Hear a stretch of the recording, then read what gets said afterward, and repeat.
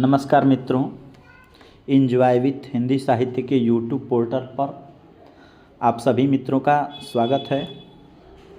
जैसा कि आप सभी जानते हैं कि यूजीसी नेट दिसंबर 2024 का आंसर की जारी हो गया है। प्रोविजनल आंसर की को चैलेंज करने के लिए 3 फरवरी तक का डेट दिया गया था। आज 6 फरवरी है।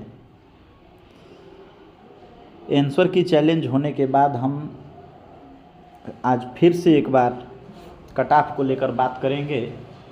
पिछली वीडियो में भी मैंने एक कट ऑफ आप लोगों को बताया था कि हिंदी विषय का जो अनुमानित कट ऑफ होगा इतना होगा। 2-3 दिन के बाद मैंने फिर से एक बार एनालिसिस किया, बहुत सारे बच्चों से कांटेक्ट किया और पिछले साल के कट ऑफों को देखा।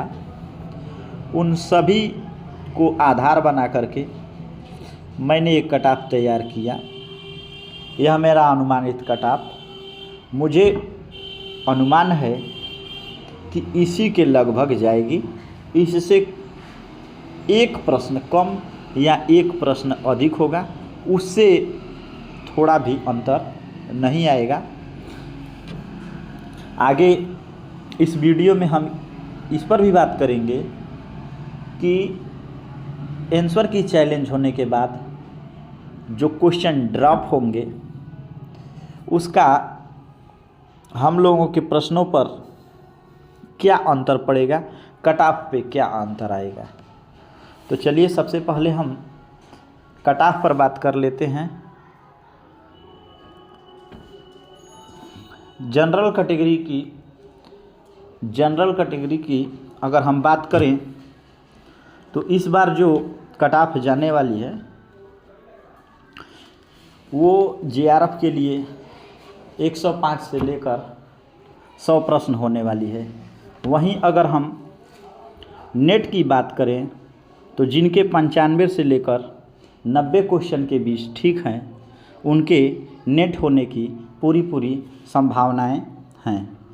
वहीं हम जनरल कैटेगरी के अंतर्गत ईडब्ल्यूएस की अगर बात करें तो ईडब्ल्यूएस में जो कट ऑफ होगी इस बार की 103 प्रश्न से 97। तो 97 से अब नीचे नहीं होगी कट ऑफ।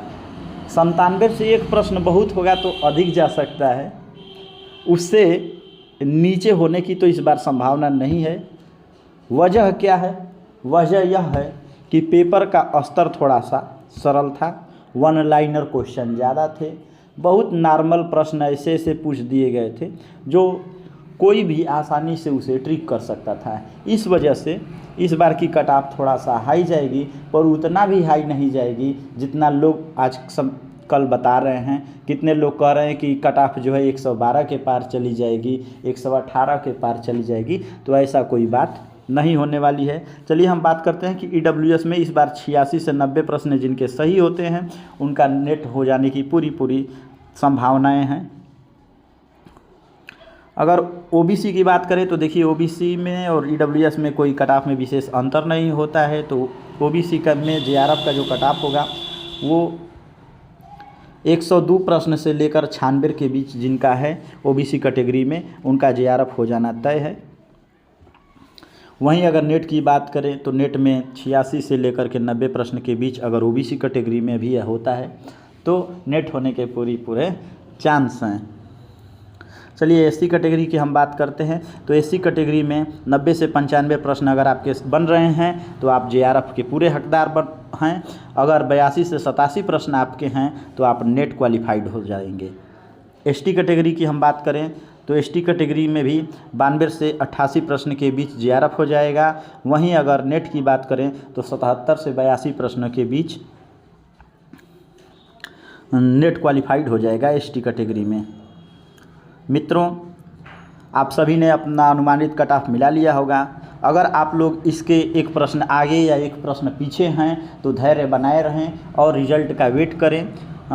ईश्वर करें सभी का नेट हो, सभी का जेआरएफ हो, सभी लोग क्वालिफाई हों, यही मेरी शुभकामनाएं हैं। और एक बात मैं बता देना चाहूँगा कि जिन लोगों के इन प्रश्नों से कम प्रश्न बने हैं वो जून 2025 के लिए जेआरएफ टारगेट लेकर के तैयारी में लग जाएं और मेरे चैनल से जुड़ जाएं। मेरे चैनल के द्वारा हिंदी विषय की तैयारी कराई जाती है।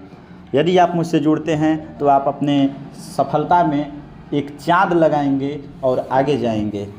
चलिए हम बात करते हैं कि इस बार जो चैलेंज आंसर की आई है, इस पर चैलेंज होने के बाद जो क्वेश्चन ड्रॉप होंगे उस पर मेरिट पर क्या असर पड़ेगा या कट ऑफ पे क्या असर पड़ेगा, इस पर हम लोग बात करेंगे। तो सबसे पहले हम बात करेंगे कि सभी लोग सोच रहे हैं कि जो क्वेश्चन ड्रॉप होंगे उससे कट ऑफ पे कोई अंतर नहीं पड़ेगा। तो मैं आप लोगों को बता देना चाहूँगा एक उदाहरण देकर के कि मान लीजिए एक व्यक्ति है और उसने इस परीक्षा में 80 प्रश्न हासिल किया, वहीं एक दूसरा अन्य व्यक्ति है जो इसी परीक्षा में 92 प्रश्न हासिल कर रहा है। अब क्वेश्चन 3 है और इन 3 क्वेश्चनों में चैलेंज हो गया और ये 3 क्वेश्चन ड्रॉप होंगे। अब हम लोग बात करेंगे कि अगर 80 वाला व्यक्ति जिसके ये तीनों प्रश्न गलत थे, तो अगर ये क्वेश्चन ड्रॉप होता है तो उसके ऊपर तो कोई प्रभाव नहीं पड़ेगा।